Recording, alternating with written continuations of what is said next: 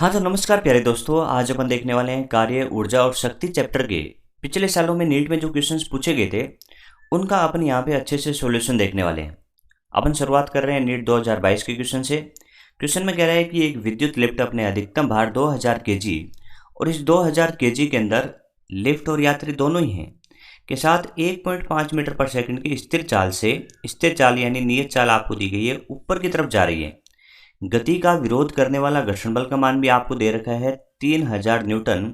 तो मोटर के द्वारा लिफ्ट को प्रदान की गई न्यूनतम शक्ति का मान आपको वोल्ट में बताना है। जी का मान आप यहाँ पे 10 ले सकते हो। तो क्वेश्चन बड़ा आसान था, डायग्राम बनाते हैं और समझ में आ जाएगा। अपन कह सकते हैं कि इस तरीके से एक लिफ्ट रही होगी। इस लिफ्ट को ऊपर खींचने के लिए अपन कह सकते हैं कि एक तार या रस्सी जुड़ी होगी जो इस तरीके से इसको ऊपर खींच रही होगी, तो जिसकी वजह से रस्सी में तनाव उत्पन्न हुआ होगा टी।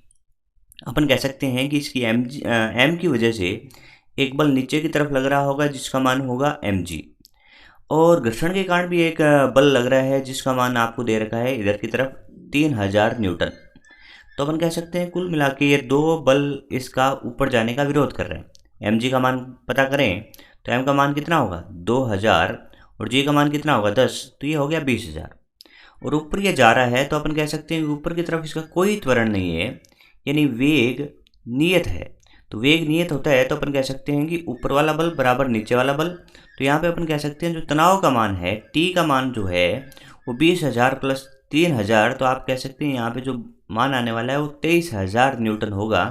तो बल का मान आ गया 23000 न्यूटन। तो शक्ति का फॉर्मूला क्या होता है या सूत्र क्या होता है, तो अपन कह सकते हैं कि शक्ति बराबर P बराबर होता है F vector dot V vector, और इसको सही से और लिखें तो एफ वी कोस थीटा होता है। और यहाँ पे अपन कहें कि एफ की जगह तो तनाव आ जाएगा टी, और वी की जगह आपको दिया गया है कोस थीटा में अपन कह सकते हैं थीटा 0 डिग्री, क्योंकि तनाव भी ऊपर की तरफ वेग भी ऊपर की तरफ। और आपका यहाँ पे थीटा क्या लिख सकते हैं प्यारे दोस्तों 0 डिग्री। कितना 0 डिग्री, समझ में आ गया। तो यहाँ पे थीटा का वैल्यू 0। चलिए इसको सोल्व करते हैं। तो पी बराबर एफ की जगह यहाँ पर रख दो 23000 गुणा में 1.5 और कोस 0 1 हो गया। इसको सॉल्व कर लो तो आप कह सकते हैं यहाँ से इसका मान जो आएगा वो आएगा 34,500, और आप क्या पता कर रहे हैं शक्ति, तो 34,500 वोल्ट आएगा। तो ऐसा ऑप्शन नंबर 1 आपको मिल जाएगा जो कि इसका सही उत्तर है। चलिए ये अपना 2022 का क्वेश्चन हो गया। नेक्स्ट क्वेश्चन देखते हैं, क्वेश्चन नंबर 2। क्वेश्चन नंबर 2 को ध्यान से पढ़िए। क्वेश्चन में कह रहा है कि एक स्मॉल एम द्रव्यमान का गोला प्रारंभिक रूप से स्थिर अवस्था में रखा है, यानी एक स्मॉल एम द्रव्यमान का गोला है जो प्रारंभ में विरामावस्था में, ठीक है। ये 3 भागों में विस्फोटित होता है। कितने भागों में विस्फोटित होता है 3 भागों में, जिनके द्रव्यमानों का अनुपात 2:2:1 है। तो प्रत्येक का द्रव्यमान अपन निकालें तो कैसे करेंगे देखो। तो अपन कह सकते हैं स्वयं का अनुपात बटा में कुल अनुपात और गुणा में जिस द्रव्यमान का बंटवारा कर रहे हैं उसका मान। तो यहाँ से कह सकते हैं 2m/5। इसी तरीके से ये भी 2m/5 आ जाएगा। एक वाले के लिए कहें तो अपन कह सकते हैं स्वयं का अनुपात 1, कुल अनुपात 2 + 2 + 1, और गुणा में जिस द्रव्यमान का बंटवारा कर रहे हैं वो द्रव्यमान m। तो यहाँ से कह सकते हैं इसका उत्तर आएगा m/5। तो ये कितना आया m/5। तो इस तरीके से द्रव्यमान अपने पास आ गए। आगे क्या कर रहा है, यदि समान द्रव्यमान वाले भाग एक दूसरे से लंबवत दिशाओं में v चाल से जाते हैं, यानी अपन कह सकते हैं कि इसके अंदर जो द्रव्यमान समान है ना वो एक दूसरे के लंबवत। तो एक दूसरे के लंबवत कैसे, ऐसे और ऐसे, एक तो जा रहा होगा ऐसे और एक जा रहा होगा ऐसे। इसका अपन कहें कि द्रव्यमान कितना है 2m/5, इसका भी कितना है 2m/5, ठीक है ठीक है। तो तीसरे हल्के भाग की चाल होगी। इसमें कॉन्सेप्ट क्या होगा मेनली इस बारे में अपने को चर्चा करनी पड़ेगी। तो अपन कह रहे हैं घटना किसकी है, घटना आपकी यहाँ पे विस्फोट की है। अच्छे से समझिए, ये क्वेश्चन 2 या 3 होंगे ऐसे, तो इसका कॉन्सेप्ट अपन समझ लेते हैं, आगे वाले को डायरेक्ट कर देंगे, ठीक है भाई। तो अपन कह सकते हैं यहाँ पे विस्फोट की घटना है, तो विस्फोट की घटना में जो बल होते हैं वो आंतरिक बल होते हैं, और ये बल आंतरिक होने की वजह से अपन कह सकते हैं निकाय पे कुल बाह्य बल कितना होता है 0 होता है। तो वहाँ पे अपन कह सकते हैं संवेग संरक्षित लागू होता है। तो अपन कहेंगे संवेग संरक्षण से P इनिशियल बराबर कितना होगा P फाइनल। आप कह सकते हैं कि स्टार्टिंग में विराम में है तो 0, और P फाइनल की बात करूं तो P फाइनल आप कह सकते हैं देखो ये 1 नंबर, ये 2 नंबर और एक और होगा जो कि 3 नंबर होगा। तो अपन कह सकते हैं P1 vector plus P2 vector plus P3 vector. अपन कह सकते हैं संवेग सदिश राशि होने से ऐसा होगा। इसको अपन डायग्राम से भी देख सकते हैं, इन दोनों का संवेग का परिणाम इनके बीच में आएगा कहीं ना कहीं। तो अपन कह सकते हैं ये तो संवेग आ गया ना, तो इसको ख़त्म करने के लिए एक संवेग आएगा इसके विपरीत दिशा में, वो संवेग इस संवेग को क्या कर देगा, खत्म कर देगा, तो परिणामी संवेग कितना हो जाएगा, 0। इस तरीके से होगा। चलिए एक बार फॉर्मूला पे बात करते हैं। तो अपन यहाँ पे क्या लिख सकते हैं, P3 वेक्टर बराबर में दोस्तों minus P1 vector plus P2 vector. आप कह सकते हैं कि दोनों तरफ परिमाण ले लें, तो यहाँ पे तो ओनली P3 बचेगा। यहाँ पे देखिए इसका जो मैग्नीट्यूड होगा उसमें अपन कह सकते हैं माइनस तो केवल दिशा के बारे में ज्ञान कर रहा है कि P1 और P2 का परिणामी जो होगा उसका विपरीत दिशा में P3 का होगा, लेकिन परिमाण लेंगे तो ऐसे लिख सकते हैं P1 का होल स्क्वायर प्लस P2 का whole square plus 2P1 P2 cos theta, और थीटा 90 है तो अपन ऐसे डायरेक्ट लिख सकते हैं P1 का होल स्क्वायर प्लस P2 का होल स्क्वायर। यही कॉन्सेप्ट है, इसी को आप ध्यान रखें कि जब दो कण लंबवत चले तो तीसरा कण उनके परिणामी के विपरीत जाके उसके संवेग को खत्म कर देगा। समझ में आया? चलिए अब लिख देते हैं संवेग। तो अपन कह सकते हैं इसका द्रव्यमान कितना है दोस्तों, इस कण का द्रव्यमान है 2m/5 और इसका चाल इधर था v, और इसका अपन कह सकते हैं एक दूसरा था, इसका भी द्रव्यमान था 2m/5 और इसका चाल था v, और यहाँ पे अपन कह सकते हैं इसका द्रव्यमान था m/5 और इसका चाल तो पता ही करना है, तो इसको मान लेते हैं v डैश। तो चलिए इस सूत्र के अंदर फॉर्मूले रखें। P3 क्या होगा, m/5 गुणा में v डैश रूट के अंदर 2m गुणा v/5 का होल स्क्वायर प्लस 2mv/5 का होल स्क्वायर, इस तरीके से आएगा। इसको अपन सॉल्व कर लेते हैं, m/5 v डैश, और यहाँ पे कह सकते हैं सेम है तो √2 और 2 तो अंदर भी था 2mv/5, m से m कैंसिल आउट हो गया, 5 से 5 भी कैंसिल आउट हो गया, और आप कह सकते हैं कि v डैश का जो उत्तर प्राप्त हो रहा है वो 2√2v प्राप्त हो रहा है। तो इस तरीके से 2√2v देखें तो ऑप्शन नंबर 1 इसका सही उत्तर होगा। थोड़ा टाइम जरूर लगा क्योंकि पहली बार अपन कॉन्सेप्ट सीख रहे थे। तो अपन कह सकते हैं विस्फोट की जो घटना होती है उसके अंदर निकाय पे लगने वाला कुल बाह्य बल शून्य होने की वजह से अपन उस निकाय का संवेग संरक्षण कर सकते हैं। ठीक है, तो इस तरीके से 2022 में ऐसे 2 क्वेश्चन पूछे गए। ठीक है, आगे चलिए आगे बढ़ते हैं और क्वेश्चन नंबर 3 को देखते हैं। क्वेश्चन नंबर 3 काफ़ी आसान क्वेश्चन है। देखिए 100 किलोवाट वाले ट्रांसमीटर द्वारा आदर्श रूप से 1 घंटे में उत्सर्जित की गई ऊर्जा की मात्रा क्या होगी। अपने को बताना है कि उत्सर्जित ऊर्जा क्या होगी। तो ऊर्जा के लिए अपन कह सकते हैं, देखिए शक्ति और ऊर्जा में जो संबंध होता है वो ये क्या होता है, देखिए P बराबर अपन कहते हैं कि कार्य करने की दर शक्ति कहलाती है, और अपन कह सकते हैं कार्य जो है वो एक प्रकार की क्या है, ऊर्जा है। कार्य एक प्रकार की क्या है, ऊर्जा है। तो अपन कह सकते हैं कि P बराबर में ऊर्जा को E लिख देते हैं और बटा समय T लिख सकते हैं। तो इस तरीके से अपन कह सकते हैं जो ऊर्जा है वो क्या होगी, P गुणा T होगी। P का मान अपन आराम से रख सकते हैं 100, और किलो को अपन लिखते हैं 10⁻3। तो ये तो हो गया आपका शक्ति। और समय की बात करें तो 1 घंटा है, तो 1 घंटे में अपन कह सकते हैं कितने मिनट होंगे, 60 तो मिनट होंगे और फिर 60 सेकंड होंगे। तो अपन कह सकते हैं 3600 सेकंड यहाँ पे ये हो जाएगा। तो ये 3600 सेकंड हो गया। इसको सॉल्व करेंगे तो अपन कह सकते हैं 36 और 2 शून्य यहाँ से और 5 शून्य यहाँ से, तो टोटल शून्य हो गए 7, तो 10⁻7, और ऊर्जा होती है जूल में, तो 36 गुणा 10⁻7 जूल इसका सही उत्तर हो जाएगा, यानी ऑप्शन नंबर आपका 3 सही जाएगा। ठीक है, तो ये क्वेश्चन काफ़ी आसान था। चलिए नेक्स्ट क्वेश्चन की तरफ बढ़ते हैं, और क्वेश्चन में क्या कह रहा है पढ़िए ध्यान से। ये है आपका 2021 का क्वेश्चन। एक कण पृथ्वी की सतह से s ऊंचाई से गिराया जाता है, कुछ निश्चित ऊंचाई पर इसकी गतिज ऊर्जा इसकी स्थितिज ऊर्जा की 3 गुना है, तो उस क्षण पे पृथ्वी की सतह से ऊंचाई तथा कण की चाल आपको बतानी है।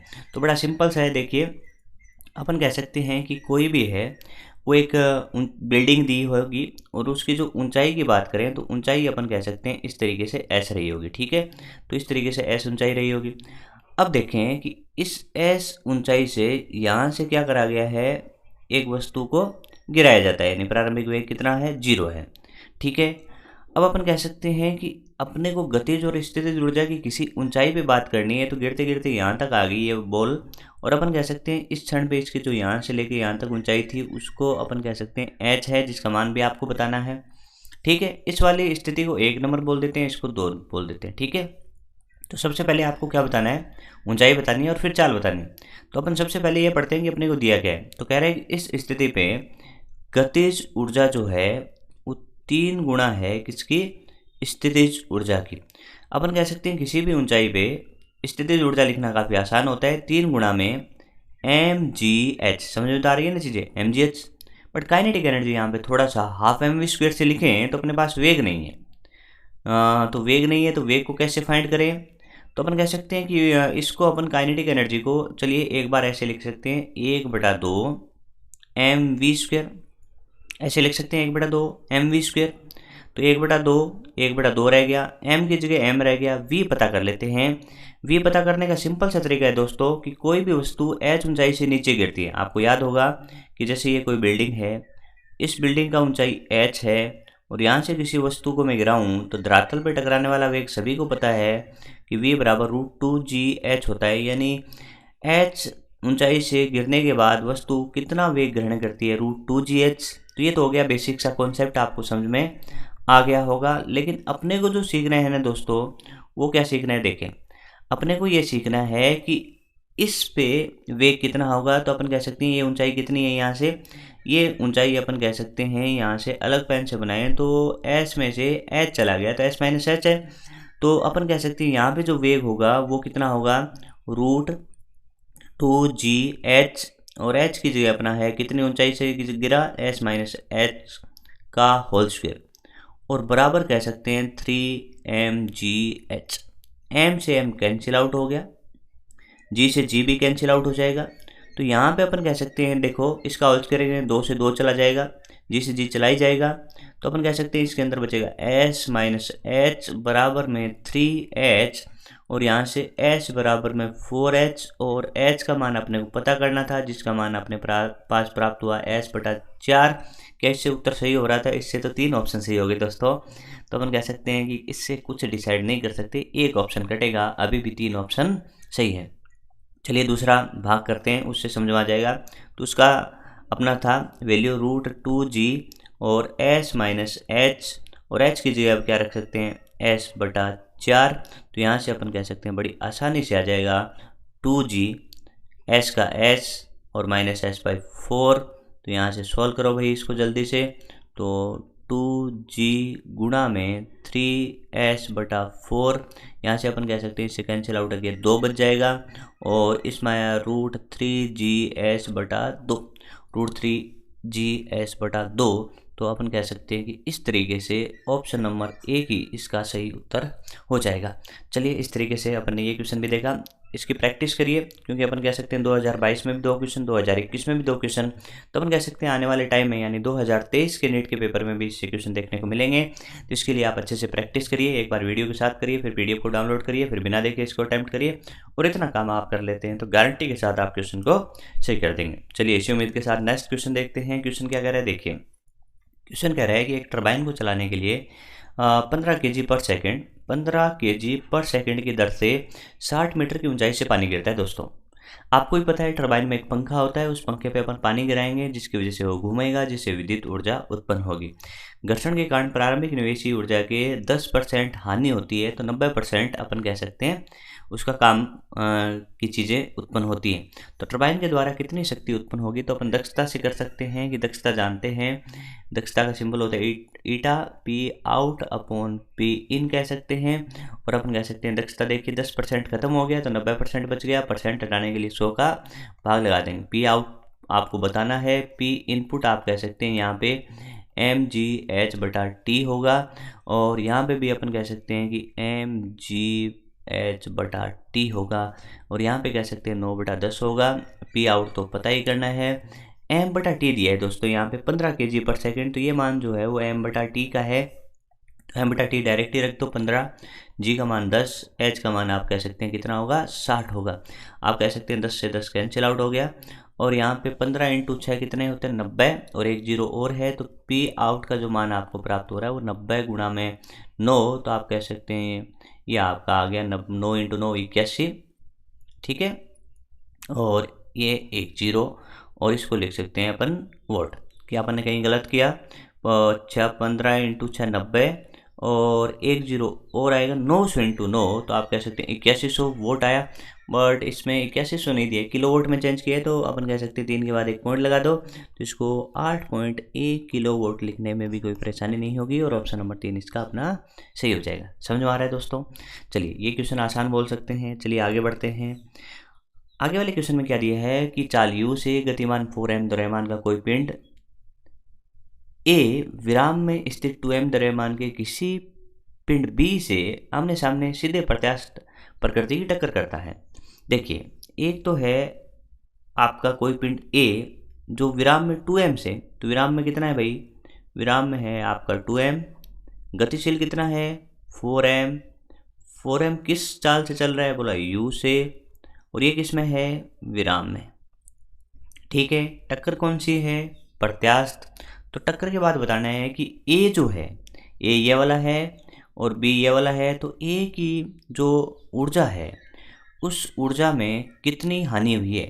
तो अपन कह सकते हैं ए की ऊर्जा में हानि, इसका डेरिवेशन अपन पहले से जानते हैं कि इस तरीके से एक वस्तु विराम में हो, एक वस्तु गतिशील हो, टक्कर आपकी प्रत्यास्थ हो, तो उसके केस में ए की जो ऊर्जा में हानि होती है वो 4m1m2 upon m1 plus m2 का होल स्क्वायर होता है। इससे करेंगे तो अपन डायरेक्ट ही उत्तर पे पहुंच जाएंगे, और एनसीईआरटी में भी इसका डेरिवेशन दिया हुआ है, तो अपन कह सकते हैं इसको थोड़ा याद रखें। एनसीईआरटी में आपको जो पीछे क्वेश्चन है उसमें ये क्वेश्चन डिस्कस करा गया है और उसमें ये डेरिवेशन भी है, तो अपन यहाँ पे डायरेक्ट यूज कर रहे हैं। 4m1 की बात करूँ तो आप कह सकते हो 4m और गुणा में यहाँ पे कह सकते हैं 2m बटा में 4m प्लस 2m का होल स्क्वायर। ठीक है भाई, ऊपर 16 इंटू 2 32 m का होल स्क्वायर, और यहाँ पे 4 प्लस 2 6 का whole square 36 m square cut गए, और यहाँ पे कह सकते हैं 9 इंटू 4 से डिवाइड करेंगे, 9 इंटू 4 36, और ये 8 इंटू 4 32, तो 8/9 इसका सही उत्तर हो जाएगा। तो इस तरीके से ये क्वेश्चन भी अपन कह सकते हैं अच्छा था, लेकिन ये चीज़ें अपने को याद रहती तो बहुत अच्छे से इसको कंप्लीट कर सकते थे। हाँ तो दोस्तों अब देखते हैं नीट 2018 का क्वेश्चन में बोला है द्रव्यमान स्मॉल m का एक गतिशील गुटका 4m द्रव्यमान के किसी दूसरे स्थिर गुटके से टक्कर करता है। अपने को बोला है कि द्रव्यमान स्मॉल m का एक गतिशील गुटका 4m के स्थिर गुटके से टक्कर करता है, ये आपको पता है। टक्कर के बाद हल्का गुटका विराम में आ जाता है। यदि हल्के गुटके का प्रारंभिक वेग v है, यानी प्रारंभिक वेग v है, और इस तरीके से टक्कर हुई, टक्कर के बाद कह सकते हैं कि जो m द्रव्यमान यानी हल्का गुटका है उसका वेग कितना हो गया? 0 हो गया। ये अब इन्फॉर्मेशन अपने को दी है। तब आपको बताना है कि प्रत्यानयन गुणांक e का मान क्या होगा। तो अपन कह सकते हैं कि टक्कर के बाद हल्के गुटके का वेग अपने को दिया है, तो इसी का अपन फॉर्मूला याद है अपने को, और वो लगाते हैं। v1 बराबर में m1 माइनस m2 बटा में m1 प्लस m2 और गुणा में u1 प्लस, यहाँ पे अपन कह सकते हैं कि m2 प्लस m2 बटा में m1 प्लस m2 और गुणा में u2। ये आपको फॉर्मूला याद होना चाहिए। अब देखो यहाँ पे अपन कह सकते हैं u2 तो कितना है? 0 है। u2 0 होने से ये सारा 0 हो गया। m1 का मान अपन यहाँ पे रख देते हैं। देखो बताओ m1, तो m1 m है, माइनस e कितना है? e तो पता करना है। m2 कितना है? तो आपका उत्तर होगा 4m है।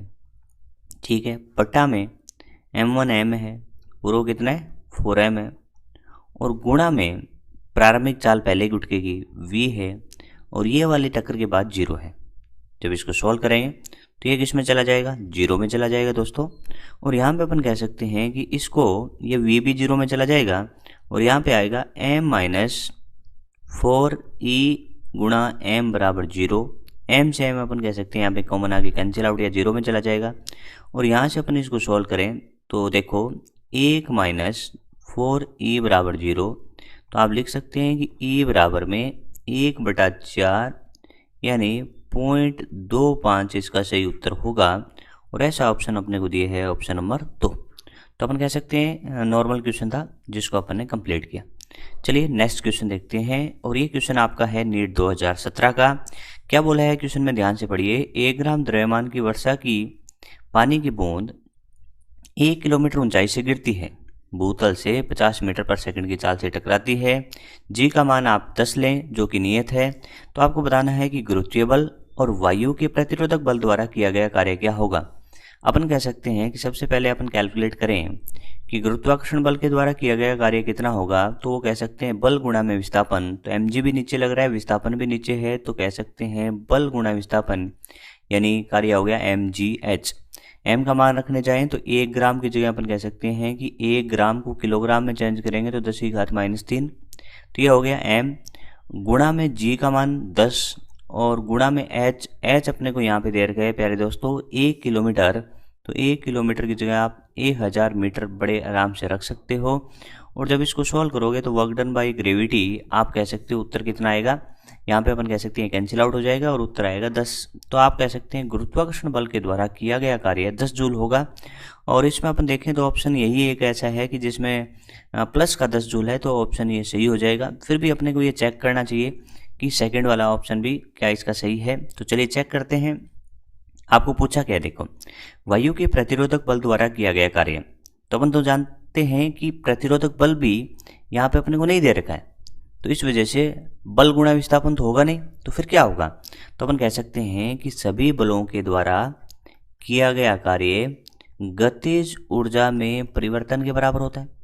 सभी बलों में किस किस का नाम आएगा, गुरुत्वाकर्षण बल, और एक अपन कह सकते हैं ए रेजिस्टेंस यानी वायु प्रतिरोध बल, और के फाइनल अपन कह सकते हैं कि 1/2 mv फाइनल का whole square minus 1/2 mv initial का होल स्क्वायर। ठीक है, वर्क डन बाय ग्रेविटी अपन अभी फाइंड करके आ रहे हैं कि 10 जूल है।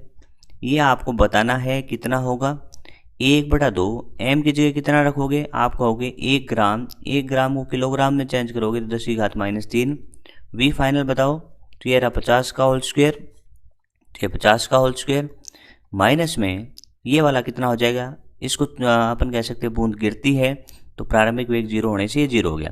इस तरीके से अपन सोल्व करें तो WA बराबर यहाँ पे देखिए इसको सोल्व करेंगे 2500 और 2500 का भाग लगाएंगे 2 का, तो ये उत्तर आपका 1.25 में से -10 होगा। और इसको आप सोल्व करेंगे तो ये उत्तर आएगा माइनस का 8.75 जूल। और इस तरीके से कह सकते हैं कि ये वाला भी सही है, यानी कि ऑप्शन नंबर 3 इसका सही उत्तर हो जाएगा। तो इस तरीके से ये आसान सा क्वेश्चन था जो अपन ने कंप्लीट किया। थोड़ा अच्छा था लेकिन इसका एक ऑप्शन चेक करने से बात बन रही थी, तो इस वजह से अपन कह सकते हैं कोई टफ क्वेश्चन नहीं था। चलिए नेक्स्ट क्वेश्चन की तरफ बढ़ते हैं। अगले क्वेश्चन में अपने को क्या पूछा है, ध्यान से देखें। कह रहा है कि 1 kg द्रव्यमान का कोई पिंड किसी कालाश्रित बल यानी ऐसा बल जो समय पे निर्भर हो, ऐसा बल आपको दिया गया है। तब आपको बताना है कि अधीन गति आरंभ करता है और समय t पर बल द्वारा विकसित शक्ति क्या होगी। शक्ति आपको बताना है। तो शक्ति का फॉर्मूला क्या होता है, तो आप कह सकते हैं कि यदि वेग दिया हो तो P बराबर आप कह सकते हैं F.v होता है। यानी अपन शक्ति का सूत्र यहाँ पे लिखें तो कह सकते हैं कि P बराबर में F vector dot V vector होगा। और इसको सॉल्व करें तो FV कोस थीटा होगा। और यहाँ पे अपन कह सकते हैं कि F और V तो एक ही दिशा में है तो कोस थीटा का मान 1 आ जाएगा और कोस थीटा का मान 1 होते ही आपका उत्तर आ गया FV। अब आपका टारगेट है कि कहीं से F आ जाए और कहीं से V आ जाए, तो उत्तर आपका C है। तो F तो आपके पास है, तो P बराबर अपन कह सकते हैं कि F की जगह क्या रख सकते हैं 2t i cap plus 3t square j cap. समझ में आ रहा है ना प्यारे बच्चों। तो इसको अपन ब्रैकेट में लिख लेते हैं। अब डॉट करेंगे V के साथ, तो V के साथ डॉट करें तो V बोलिए कहाँ से आएगा, तो अपन कह सकते हैं कि F equals to 2t i cap plus 3t square j cap. और F की जगह क्या लिख सकते हैं, F बराबर होता है ma। और M की जगह क्या लिख सकते हैं, तो M की जगह यहाँ पे कह सकते हैं 1 kg लिख सकते हैं। तो ये वाला डायरेक्ट ही A आ गया, ठीक है। और A बराबर ये सिमिलर आ जाएगा। बट आप A की जगह भी क्या रख सकते हैं, A बराबर होता है dv/dt और dv/dt की जगह अपना यही चल रहा है। अब अपन कह सकते हैं कि अपने को वेग पता करना है, तो dv में dv को एक तरफ रखेंगे बाकी दूसरी तरफ रखेंगे 2t i cap plus 3t square j cap, ठीक है। और इसके यहाँ पे मल्टीप्लाई कर देंगे dt। अब अपन कह सकते हैं कि बोथ साइड इंटीग्रेशन कर दें तो dv का v हो जाएगा 2t में 2 बाहर आ जाएगा, t का अपन समाकलन करें तो टी स्क्वायर बटा 2 होगा, 2 से 2 कट जाएगा तो ये टी स्क्वायर आई कैप आ गया। इसी तरीके से 3 का बाहर आ जाएगा 3, और टी स्क्वायर का क्या होगा, टी क्यूब बाई 3, 3 से 3 कैंसिल आउट हो जाएगा, तो यहाँ पे बचेगा T cube by T cube और जे कैप। तो इस तरीके से वी भी आ गया, तो वी को यहाँ लिख दीजिए टी स्क्वायर आई कैप प्लस टी क्यूब जे कैप। ठीक है, अब कर दीजिए डॉट प्रोडक्ट, तो आई को आई से तो अपन कह सकते हैं 2t क्यूब, जे को जे से तो 3t का घात 5, तो ऐसा ऑप्शन अपन देखें 2t क्यूब 3t का पावर 5 और वोट, तो ऐसा ऑप्शन होगा ऑप्शन नंबर डी। तो इस तरीके से ये क्वेश्चन भी थोड़ा सा अपने को टाइम लिया। चलिए नेक्स्ट क्वेश्चन को देखते हैं, जो कि है 2015 का क्वेश्चन में बोला है 10 kg द्रव्यमान का एक गुटका x दिशा में 10 मीटर पर सेकंड की स्थिर चाल से गति कर रहा है, और इसकी x बराबर 20 मीटर से x बराबर 30 मीटर तक की यात्रा के दौरान एक मंदक बल भी लग रहा है जिसका मान यहाँ पे दिया गया है। तब आपको बताना है कि गुटके की अंतिम गतिज ऊर्जा या ऊर्जा क्या होगी। तो अपन यहाँ पे कह सकते हैं कि सभी बलों के द्वारा किया गया कार्य गतिज ऊर्जा में परिवर्तन के बराबर होगा।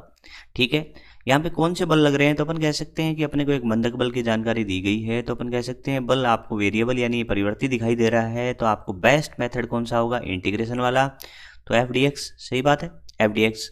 और लिमिट आपको पता है कि x1 से x2 होगी, और यहाँ पे k फाइनल तो आपको पता ही करना है, तो कोई ऐसे का ऐसे रख दें, और k इनिशियल है वो 1/2 m v इनिशियल का होल स्क्वायर रखते हैं। चलिए मान रखते हैं f का, तो f अपन कह सकते हैं कि मंदक बल दिया है, इस शब्द पे जाइए, मंदक की वजह से यहाँ पे माइनस लग जाएगा दोस्तों, तो मैं कह सकता हूँ कि माइनस का x बटे और 0.1 को लिख सकते हैं 1/10, और लिमिट आपकी चल रही है 20 से 30 तक, और कह सकते हैं कि dx और k फाइनल तो आप कह ही सकते हैं इस तरीके से 1/2 m की जगह बोलो तो m होगा आपका 10, और v फाइनल v इनिशियल बोलो जल्दी से 10 का होल स्क्वायर, सही बोल रहे हैं, सही बोल रहे हैं। चलिए इसको कर लेते हैं, इसको सॉल्व करो भाई, इसको सॉल्व करेंगे तो माइनस तो बाहर ही आ जाएगा।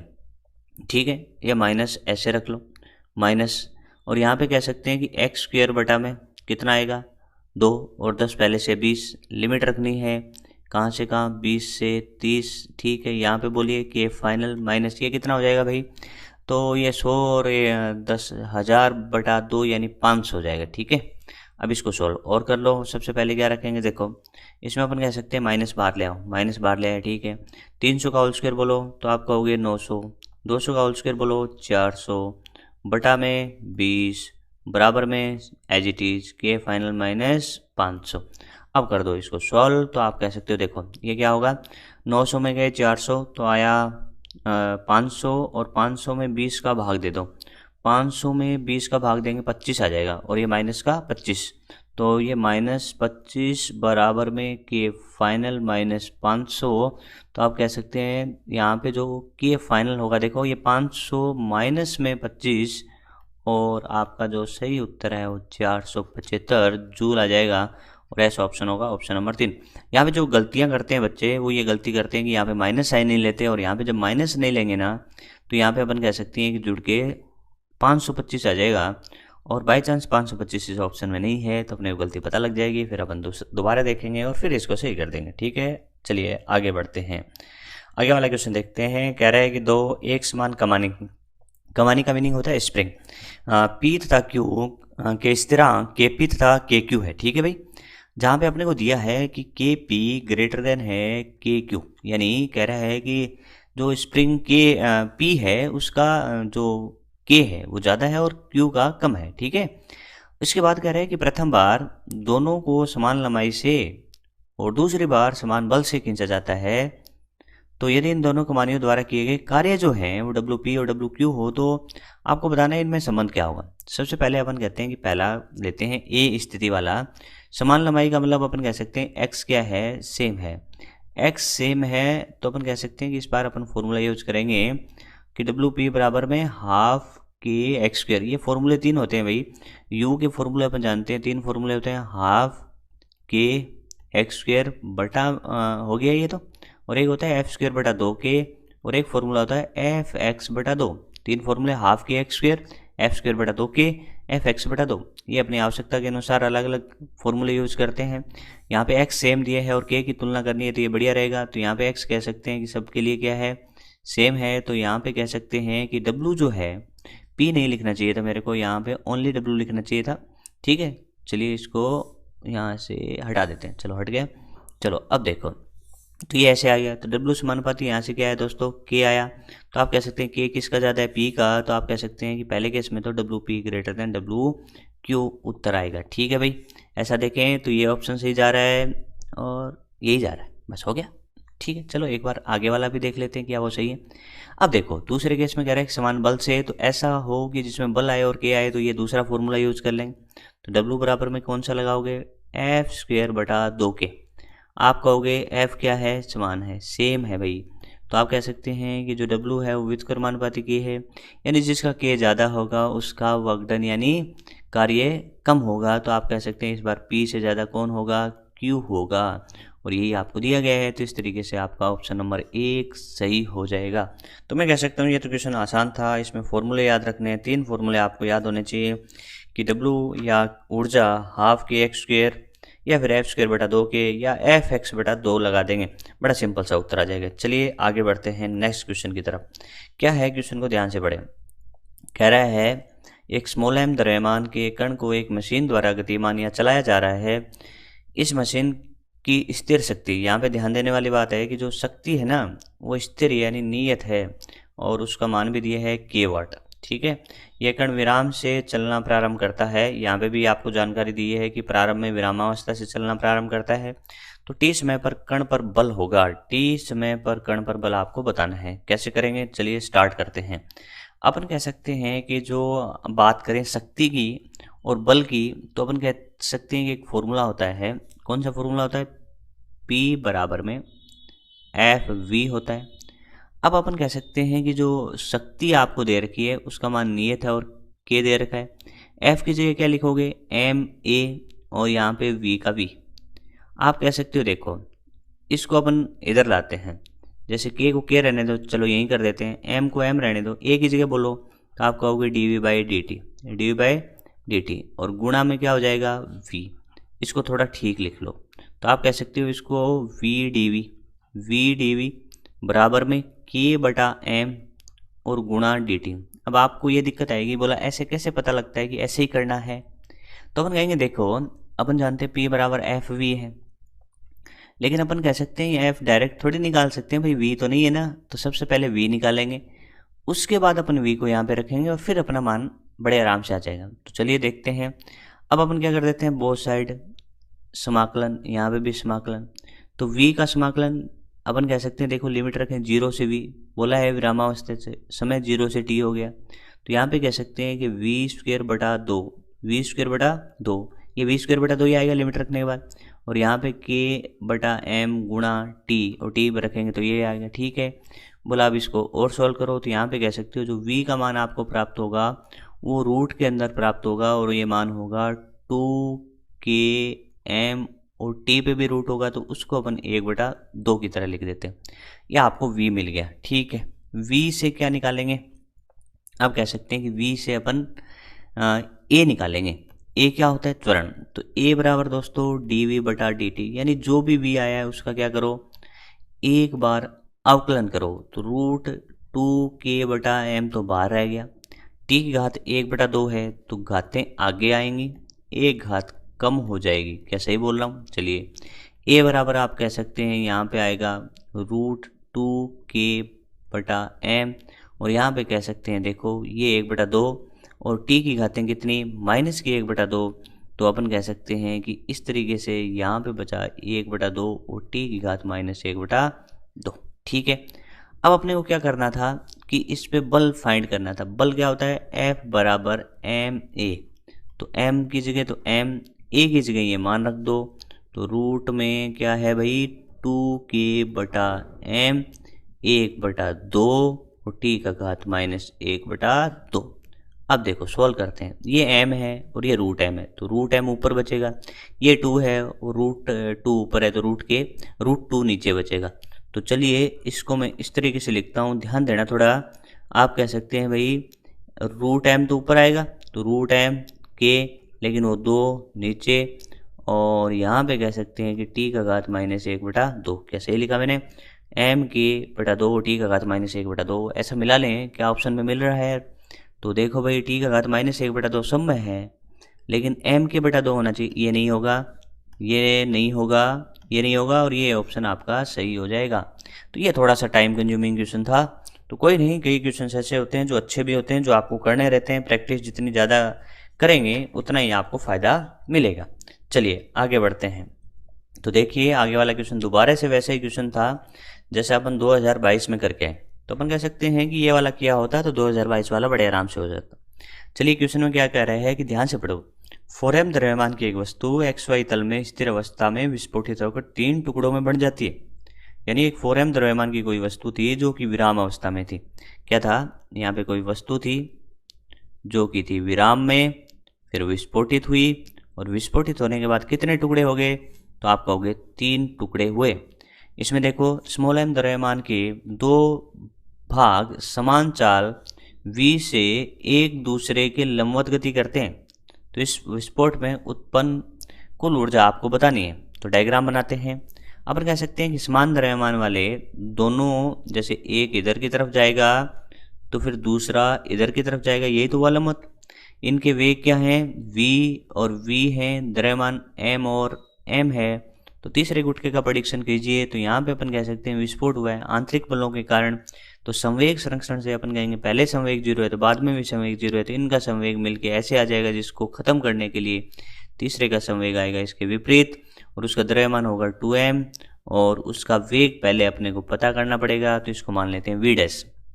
अपना एक कॉन्सेप्ट होता है जो जानते हैं, किस वाले कॉन्सेप्ट में अपन कहते हैं कि 3 टुकड़े होते हैं। तो P3 बराबर में अपन कहते हैं कि रूट में P1 का होल स्क्वायर प्लस P2 का होल स्क्वायर। P क्या होता है, संवेग होता है। तो द्रव्यमान कितना 2m, उसकी चाल तो अपने को पता करनी है v', और रूट के अंदर PV की जगह कह सकते हैं m गुणा में v का होल स्क्वायर, और इसी तरीके से P2 की जगह भी mv का होल स्क्वायर। इसको सॉल्व करो तो आप कह सकते हैं 2mv' बराबर में आप कह सकते हैं रूट 2mv, m से m कैंसिल आउट, और आप कह सकते हैं v' का मान आप कह सकते हैं रूट 2/2, तो आप कह सकते हैं v बटा रूट 2 इसका ये आएगा। लेकिन ये थोड़ी पूछा, ये आपसे वेग नहीं पूछा ना, आपसे पूछा कि विस्फोट में उत्पन्न कुल ऊर्जा कितनी होगी। तो अपन कह सकते हैं के कुल की बात करें तो K1 plus K2 plus K3, और यहाँ पे कह सकते हैं कि 1/2 m की जगह बोलो तो m, देखो पहला तो m ही है ना, mv का होल स्क्वायर, दूसरा भी 1/2 mv का होल स्क्वायर। प्रॉब्लम तो यहाँ पे थी 1/2, द्रव्यमान कितना था 2m, चाल अब कितनी आई v बटा रूट 2 का होल स्क्वायर। ध्यान से देखेंगे ये half mv square half mv square, और इसको भी सॉल्व करोगे ना आप तो v बटा रूट 2 का होल स्क्वायर, v² 2 से 2 कैंसिल आउट हो जाएगा, तो ये भी 1/2 mv² आएगा। तो इस तरीके से टोटल आया 3/2 mv²। क्या ऐसा ऑप्शन है, तो ऐसा ऑप्शन मिलेगा आपको ऑप्शन नंबर 2। चलिए आगे वाला क्वेश्चन देखते हैं। कह रहा है कि किसी कण का द्रव्यमान 2 kg है और इस पर 3i प्लस j न्यूटन का एक समान बल लगता है, जो इसको स्थिति 2i प्लस k से यहाँ तक ले जाता है, विस्थापित कर देता है ना। तो बल के द्वारा किया गया कार्य क्या होगा। तो अपन कह सकते हैं ये वाला जो अपने को कार्य का कैलकुलेशन करना है उसके अंदर अपने को कह सकते हैं सदिश रूप में दिया है और बल यहाँ पे नियत है। तो सबसे अच्छा मेथड होता है कि एफ वेक्टर और विस्थापन वेक्टर का डॉट प्रोडक्ट कर दीजिए और आपका उत्तर आ जाएगा। बोला बल का जो मान होगा वो क्या होगा, तो ये रहा बल का मान, तो बल विस्थापन ये रहा 3i प्लस j। ठीक है, अब आपको लाना है विस्थापन। तो आप कह सकते हैं विस्थापन वेक्टर यानी डी वेक्टर अपन यहाँ पे बात करें तो वो होता है फाइनल माइनस इनिशियल। तो यहाँ पे अपन कह सकते हैं देखो इसको आर फाइनल मान लेते हैं और इसको अपन कह सकते हैं दूसरा जो है वो आर इनिशियल है। तो इसको इसमें से घटाएं तो 4 में से गए 2, तो 2i, 3 में से यहाँ पे अपन कह सकते हैं j का कुछ है नहीं तो 3j का 3j भी बच गया और माइनस के, और यहाँ पे इसको माइनस करेंगे तो ये आ गया आपका माइनस का 2k। ये आपको समझ में आना चाहिए। मैंने क्या करा, इसमें से इसको घटा दिया, माइनस कर दिया। ठीक है, तो अब इसकी जगह रख दो भाई 2i प्लस 3j माइनस के 2k। क्या ये चीज़ें समझ में आई। तो अब कर दीजिए इनका क्या डॉट प्रोडक्ट। तो 3 को 2 से तो यहाँ पे 6 और j को यहाँ पे अपन करें तो 3 और k है नहीं तो ये तो आ गया आपका 0। तो आप कह सकते हैं यहाँ पे उत्तर आपको मिल रहा है 9 जूल। तो 9 जूल उत्तर होगा यानी ऑप्शन नंबर 4। तो इस तरीके से काफ़ी आसान क्वेश्चन था। तो चलिए आगे वाला क्वेश्चन देखो।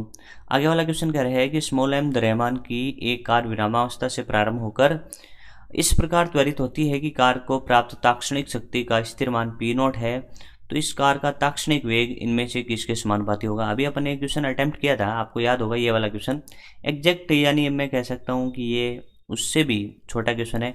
तो चलिए सॉल्व करते हैं, एक बार और मौका अपने को मिल रहा है इसको सॉल्व करने का। तो ध्यान से देखें, यहाँ पे अपन कह सकते हैं कि एम द्रव्यमान की एक कार है और अपन कह सकते हैं यहाँ पे विरामावस्था, विरामावस्था का मतलब प्रारंभिक वेग 0 है और यहाँ पे जो ताक्षणिक शक्ति है उसका मान स्थिर यानी नियत है। तब वो आपको बताना है कि जो वेग है वो किसके समानुपाती होगा। तो चलिए शुरुआत करते हैं। अपन कह सकते हैं ताक्षणिक शक्ति P बराबर अपन कह सकते हैं ए की दिशा में तो एफ वी लिख सकते हैं और शक्ति का मान जो है वो नियत है पी नॉट और एफ की जगह एम ए और गुणा में वी। पी नॉट को पी नॉट रहने देते हैं, एम को एम और ए को लिख सकते हैं D V by D T और गुणा में v, और इसको अपन अच्छे से लिखें तो v dv एक तरफ और बाकी सब दूसरी तरफ v नॉट बटा m गुणा dt। अब कर दो बोथ साइड इंटीग्रेशन। अपन कह सकते हैं विरामावस्था से चालू हुआ, अब वेग हो गया v, समय था 0 और अब समय हो गया t। तो अब इसको सॉल्व कर लो तो v स्क्वायर बटा 2 और यहाँ पे p नॉट बटा m बाहर आ चुका है और dt का आपका हो गया t। अब आप देखें तो कह सकते हैं कि रियलिटी में जो v का जो उत्तर आया वो उत्तर आपको मिल रहा है 2 पी नोट बटा में m और गुणा में t और इसका रूट। तो समानुपाती की बात करें तो v समानुपाती रूट t है और रूट को लिख सकते हैं 1/2, तो v समानुपाती t का घात 1/2। तो ऐसा ऑप्शन अपने को मिलेगा ऑप्शन नंबर बी। ठीक है, तो ये भी अपन कह सकते हैं कि क्वेश्चन रिपीट हो गया, यानी पहले ये 12 में आया उसके बाद उसमें आया, तो ये कर लेते हैं तो वो कोई दिक्कत नहीं होती। इसीलिए प्रीवियस ईयर क्वेश्चन क्या होते हैं, काफ़ी इंपॉर्टेंट होते हैं। चलिए नेक्स्ट क्वेश्चन की तरफ अपन बढ़ते हैं। हाँ, इस वाले क्वेश्चन में अपन बात करें तो थोड़ा इसमें लैंग्वेज का प्रॉब्लम है। कहाँ है वो मैं बता देता हूँ। क्रमश m1 तथा m2 द्रव्यमान के दो गोले a तथा b आपस में टकराते हैं, प्रारंभ में a विरामावस्था में है। तो आपका जो a गोला है ना वो यहाँ पे मान लेते हैं और ये किस में है, विरामावस्था में, यानी इसका प्रारंभिक वेग 0 है, u 0 है। ठीक है, आगे कह रहा है कि जो b है वो वेग v से x के अनुदिश गतिमान है। जो b है वो आपका x के अनुदिश है और इसका वेग v है। ठीक है भाई, और ये टक्कर हुई, टक्कर के बाद की कहानी सुनते हैं। टक्कर के पश्चात b का वेग इसके प्रारंभिक वेग के लंबवत दिशा में हो जाता है। b मान लो, ये मान लो, और इसका जो वेग है वो इस तरफ चला जाता है और ये आपका कितना हो जाता है, v/2 हो जाता है, v/2 हो जाता है। यही लैंग्वेज में थोड़ा अधूरा था कि प्रारंभिक वेग के लंबवत हो जाता है। तो यहाँ पे भी ऑप्शन क्रिएट हो सकता है कि भाई ये वाली दिशा ऐसे है x दिशा में, तो लंबवत तो इसके कई सारे ऑप्शंस हो सकते हैं। तो अपन कह रहे हैं कि यहाँ पे ऑप्शन में लिखा होता कि प्रारंभिक वेग के लंबवत प्लस y दिशा में हो जाता, तब ये क्वेश्चन एकदम सही होता, नहीं तो इसके ऑप्शन और भी सही हो सकते हैं। यानी ये हो सकता है क्योंकि लंबवत कोई ऐसे मान लेगा तो आंसर थोड़ा सा गड़बड़ाएगा। तो मैं ये कह रहा हूँ ये क्वेश्चन में दिया मान लेते हैं। ठीक है, अब चलते हैं। कहते हैं कि ऐसा हो जाता है तो टक्कर के पश्चात गोले ए की दिशा, यानी ए का पता नहीं है ए कहाँ जाएगा, तो ए की अपने को जानकारी चाहिए। ठीक है, अपन कहें इसका द्रव्यमान m1 है, इसका द्रव्यमान आपका m2 है और इसका m1 और इसका m2 है। अपने को क्या चाहिए, अपने को चाहिए दिशा कि ए कहाँ जाएगा। तो अपन कह सकते हैं यहाँ पे टक्कर का नाम भी नहीं बताया। जब टक्कर का नाम नहीं बताए तो अपन कह सकते हैं टक्कर चाहे किसी भी प्रकार की हो, संवेग संरक्षित रहता है, तो संवेग संरक्षित कर देते हैं। लेकिन इसमें जो टक्कर की जो दिशाएं हैं वो दो हैं, तो सबसे पहले संवेग संरक्षित करते हैं एक्स दिशा में। तो एक्स दिशा में लिखेंगे तो अपन कह सकते हैं देखो m1 तो क्या है विराम में, तो m1 गुणा में 0 प्लस m2 गुणा में पूरा का पूरा एक्स में, तो v लिख देंगे। ठीक है, बराबर में यहाँ पे अपन बात करें इसकी तो ये तो पता करना है, तो m1 और अपन मान लेते हैं कि इसका x घटक vx है। b का अपन क्यों 0 लिखेंगे, क्योंकि संपूर्ण किस में, y में। तो इस तरीके से यहाँ से ये हो गया। इसको अपन सोल्व करें तो vx का जो मान आपको प्राप्त होगा ना वो प्राप्त होगा m2 बटा m1 गुणा में v। इसी तरीके से अब संवेग संरक्षित कर दीजिए yx दिशा में, तो yx दिशा में बोलो क्या लगाएंगे, बोला इसका 0, क्यों 0, बोला y में तो है ही नहीं, पूरा x में है और इसका 0 था, तो अपन कह सकते हैं m1 का भी 0 और m2 का भी 0। लेकिन कह सकते हैं b का पूरा जो वेग है वो y दिशा में है, तो आप कह सकते हैं m2 गुणा में v/2 और प्लस में यहाँ पे लिख सकते हैं m1 और इसका y vy। तो यहाँ पे अपन कह सकते हैं जब सॉल्व करेंगे तो vy बराबर कितना आ जाएगा, तो उसका उत्तर आएगा -m2/m1 और गुणा में v/2। अब बात करते हैं इसमें टेन थीटा की। तो टेन थीटा अपन कह सकते हैं, देखो थीटा कहाँ से लेना है, एक्स एक्स से। तो एक्स एक्स से जब थीटा हो तो दूर कौन होता है, वाई, तो वी वाई बटा वी एक्स। ध्यान दें कि जब एक्स एक्स से निकाल रहे हैं तो वेग का वाई घटक ऊपर और नीचे एक्स घटक। तो वाई घटक ये रहा, इसको रख दें ऊपर और इसको रख दें नीचे। तो यहाँ पे देखो इसको इसमें डिवाइड करेंगे, m2/m1 चला जाएगा, v भी चला जाएगा और माइनस का 1/2 बचेगा। ठीक है, तो टेन थीटा बराबर -1/2 आया। तो थीटा कितना आएगा दोस्तों, तो थीटा आएगा टेन इनवर्स माइनस का 1/2। तो इस तरीके से अपन कह सकते हैं कि ये क्वेश्चन थोड़ा सा अपने को अजीब सा लगा, लेकिन फिर भी आसान है, कोई ज़्यादा बड़ी प्रॉब्लम नहीं आई अपने को, क्योंकि अपन ऐसे क्वेश्चन कर सकते हैं। आपको पता होना चाहिए कि जिसमें टक्कर का नाम नहीं दिया हो तो उसमें आप क्या करेंगे, संवेग संरक्षित करेंगे, एक बार एक्स में तो एक बार वाई में। और इस क्वेश्चन में थोड़ी सी कमी थी कि लंबवत कौन सी दिशा है ये बता देता तो क्वेश्चन अपन कह सकते हैं एकदम सही से कर लेंगे। ठीक है, कोई प्रॉब्लम अपने को नहीं होगा। चलिए आगे वाला क्वेश्चन देखते हैं। आगे वाले क्वेश्चन में क्या बोला है, सीधी रेखा पर गति करते हुए कण पर लगा बल एफ दूरी डी के साथ चित्र में दिखाए अनुसार परिवर्तित होता है। तो कण के 12 मीटर के विस्थापन के दौरान कण पर किया गया कार्य क्या होगा। यानी अपन कह सकते हैं विस्थापन है ये आपका 12 मीटर और कार्य की गणना करनी है और आपको बल और विस्थापन के मध्य ग्राफ दिया गया है। तो अपन जानते हैं कि कार्य कहाँ से आएगा, तो कार्य का सूत्र अपन जानते हैं कि क्षेत्रफल से कैसे, तो कार्य बराबर क्या होता है, integration F D x, integration F D x. तो अपन लिख सकते हैं एफ डी वक्र का क्षेत्रफल, एफ डी वक्र का क्षेत्रफल ही आपका कार्य का मान होगा। तो आपको क्या करना है कि इस ग्राफ का क्षेत्रफल निकालना है। तो अपन कह सकते हैं यहाँ से लेके यहाँ तक कोई बल नहीं लगा, तो अपन कह सकते हैं ये वाला क्षेत्रफल अपने काम का हो जाएगा। तो पहले अपना आयत बन रहा है, उसके बाद त्रिभुज बन रहा है, तो आयत का क्या करेंगे, लंबाई गुणा चौड़ाई। तो अपन कह सकते हैं यहाँ देखिए ये वाला 3 से 4 गए, 7 गए तो कितना चले, 4 चले। तो 4 गुणा में ऊंचाई 2 8 और यहाँ पे कह सकते हैं प्लस, और ये कितना चला 7 से 12 यानी 5 और 5 और ये 2 यानी त्रिभुज है। तो 1/2 आधार बोलो, आधार हो गया 5, ऊंचाई कितनी होगी 2। तो आप कह सकते हैं यहाँ पे आ रहा है 8 और यहाँ पे आ रहा है ओनली 5, तो ये हो गया 13 जूल। और ऐसा ऑप्शन आ रहा है ऑप्शन नंबर 4। तो इस तरीके से ये आपका ऑप्शन नंबर 4 सही उत्तर हो जाएगा। तो चलिए अब देखते हैं 2010 का क्वेश्चन कह रहा है कि एक इंजन एक रबर के नल से पानी पंप करता है, पानी पाइप से होकर जाता है और 2 मीटर पर सेकंड के वेग से बाहर निकलता है।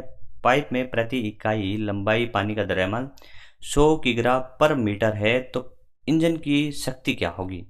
तो अपन कह सकते हैं कुछ चीज़ें अपने को पहले से पता है, जैसे अपन कह सकते हैं यहाँ पे देखो अपने को क्या दिया है, जो ये दे रखा है वो m/l दे रखा है, यानी अपन ऐसे भी लिख सकते हैं dm/dl। ठीक है, अपन एक चीज़ जानते हैं कि dm/dt, dm/dt को अपन सॉल्व करके रखते हैं और उसका उत्तर अपने को मिलता है ρAv। ठीक है, जब द्रव्यमान परिवर्ती हो तो बल का सूत्र होता है F बराबर v dm/dt, वेग उसमें नियत होता है।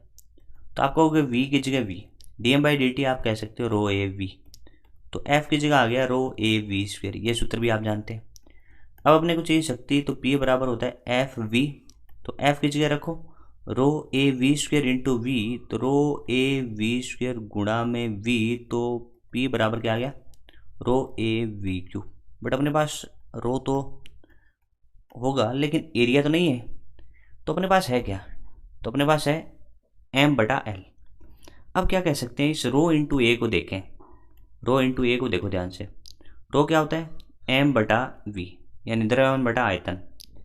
एरिया अपन कह सकते हैं एरिया है, आयतन को अपन लिख सकते हैं l³ से, तो एरिया को लिख सकते हैं l² से, तो अपन कह सकते हैं ये तो m/l ही है, यानी m/l मतलब द्रव्यमान बटा लंबाई। तो इसको अपन कैपिटल लिख लेते हैं। ठीक है, तो ये भी कैपिटल हो गया। इसको अपन रिप्लेसमेंट कर सकते हैं छोटे m से, तो ये क्या है द्रव्यमान, एकांक लंबाई का द्रव्यमान जिसको अपन स्मॉल m से दर्शा रहे हैं। तो रो ए की जगह क्या लिख सकते हैं स्मॉल m, और ये हो गया v³। तो p बराबर में इसका मान कितना है 100 और v का मान कितना है 2 का होल क्यूब, तो ये उत्तर आ गया 800 वाट।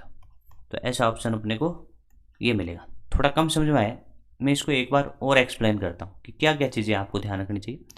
dm/dv बराबर ρAv को ध्यान रखें। उसके बाद अपन कह सकते हैं कि इसमें एक फॉर्मूला आया F बराबर में ρAv², एक शक्ति का ρAv³, और शक्ति का जो दूसरा रूप है इसी का कन्वर्जन है MV3। याद रख सकते हैं, तो ये थोड़ा जल्दी हो जाएगा। ठीक है, तो इस तरीके से ये क्वेश्चन थोड़ा सा अलग टाइप का था जो अपन ने कंप्लीट किया। अब देखते हैं आगे वाला क्वेश्चन। क्वेश्चन में कह रहा है कि बॉल है जिसका वेग 2 मीटर पर सेकंड है, एक अन्य स्थिर है ये, और दुगने द्रव्यमान की बॉल से सम्मुख टक्कर करती है। यदि प्रत्यानयन गुणांक का मान इतना है तो टक्कर के पश्चात इनके वेगों का मान क्या होगा। देखिए, अपन को पहले दे रखा है कि एक बॉल है जिसका प्रारंभिक वेग 2 मीटर पर सेकंड है, जो अन्य स्थिर है। जैसे मैं इसको बनाऊं तो कि m द्रव्यमान की जो बॉल है वो कितने मीटर पर से चल रही है, 2 मीटर पर सेकंड से। एक दूसरी बॉल है जिसका द्रव्यमान 2m है, जो कि स्थिर है। इनके बीच में टक्कर होती है, टक्कर होने के बाद में m1 भी चल रही होगी किसी वेग से जिसका मान होगा v1, और 2m भी चल रही होगी किसी वेग से जिसका मान होगा v2। अपना टारगेट है v1 और v2 निकालना। आपको पता है टक्कर के बाद जो फॉर्मूले आएंगे वो आएंगे, v1 का सूत्र मैं लिख देता हूँ, v1 बराबर में m1 माइनस ई m2 बटा में m1 प्लस m2 और गुणा में u1 प्लस m2 प्लस ई m2 बटा में m1 प्लस m2 और गुणा में u2। आप बड़े आराम से कह सकते हैं, इसको लिखने की कोई ज़रूरत नहीं है क्योंकि u2 क्या है, 0 है। बोला v1 का मान रखने प्राप्त करने के लिए मान इसके मान रखो, तो m1 की जगह ई की जगह कितना रखोगे, 1/2 गुणा में द्रव्यमान m2 कितना रखोगे, 2m बटा में आप कह सकते हो m प्लस 2m और गुणा में 2 मीटर पर सेकंड। लेकिन यहाँ पे अपन देख रहे हैं m में से m गया तो उत्तर आया 0। तो अपन कह सकते हैं कि इसका उत्तर आएगा 0, या तो ये हो सकता है या फिर ये हो सकते हैं। तो अपने को v2 भी चेक करना पड़ेगा, तो v2 का सूत्र और लिखते हैं। तो v2 का सूत्र होगा m2 माइनस ई m1 बटा में m1 प्लस m2 गुणा में u2 प्लस m1 प्लस ई m1 बटा में m1 प्लस m2 और गुणा में u1। सूत्र याद रहते हैं, थोड़े फास्ट हो जाएंगे क्वेश्चन। अपन कह सकते हैं कि ये वाला जो मान होगा वो 0 होगा, कारण क्या, u2 0। अब इसके मान रख दो, उत्तर आपको प्राप्त हो जाएंगे v2। m1 बोलो तो आप कहोगे m, e का मान 0.5 गुणा में m1 वही m बटा में m प्लस 2m और गुणा में 2। यहाँ पे अपन कह सकते हैं m और यहाँ पे 0.5 m, तो 3/2 m, और यहाँ पे अपन कह सकते हैं 3m और यहाँ पे गुणा में 2। m से m कैंसिल आउट हो गया, 3 से 3 चला गया, 2 से 2 भी चला गया, उत्तर आया 1 मीटर पर सेकंड। तो ऐसा ऑप्शन अपन कह सकते हैं, ऑप्शन नंबर 1 आपका सही उत्तर हो जाएगा। ठीक है, हाँ चलिए नेक्स्ट क्वेश्चन को देखें। कह रहा है कि 1 किलोग्राम द्रव्यमान के एक पिंड को 20 मीटर पर सेकंड के वेग से ऊपर की ओर फेंका जाता है। 18 मीटर की ऊंचाई प्राप्त करने पर यह क्षण भर को विराम अवस्था धारण कर लेता है। तब आपको बताना है कि जो वायु का जो घर्षण है उसमें कितनी ऊर्जा का हानि हो गया, आपको यह बताना है। तो अपन कह सकते हैं कि जो ऊर्जा हानि हुई है घर्षण के द्वारा, तो अपन कह सकते हैं वो घर्षण के विरुद्ध कार्य में हुआ होगा। तो अपन यहाँ पे बात करें कि सभी बलों के द्वारा किया गया कार्य गतिज ऊर्जा में परिवर्तन के बराबर होगा। सभी बल की बात करूं तो यहाँ पे एक गुरुत्वाकर्षण बल होगा और एक ये वायु प्रतिरोध बल होगा। तो वायु प्रतिरोध को अपन WA से दर्शाते हैं, घर्षण बल को अपन WG से दर्शाते हैं, और K फाइनल माइनस में K इनिशियल बड़े आराम से लिख सकते हैं। यहाँ पे अपने को इसको पता करना है ग्रेविटी का कार्य कितना होगा। तो आप कह सकते हैं, देखिए गुरुत्वाकर्षण में जो mg होगा वो ऊर्ध्वाधर नीचे की तरफ लग रहा होगा, और जो विस्थापन होगा ऊर्ध्वाधर ऊपर की होगा, तो कार्य होगा माइनस का mgh। K फाइनल आप कह सकते हैं कि विरामावस्था में आ गई तो 0 माइनस K इनिशियल, तो K इनिशियल होगा 1/2 m की जगह बोलिए m अपन कह सकते हैं 1 किलोग्राम। और बात करें इस v की, तो v कितना है 20 का होल स्क्वायर। ठीक है, तो आपको ये मिल जाएगा यहाँ से WA माइनस में m कितना 1, g कितना 10, सॉरी g 10 नहीं है, यहाँ 10 ही है। h का मान अपन कह सकते हैं 18 है, और यहाँ पे इसको सोल्व कर लो आप, तो ये 400 में 2 का भाग लगेगा तो माइनस के 200। ठीक है भाई, माइनस के 200।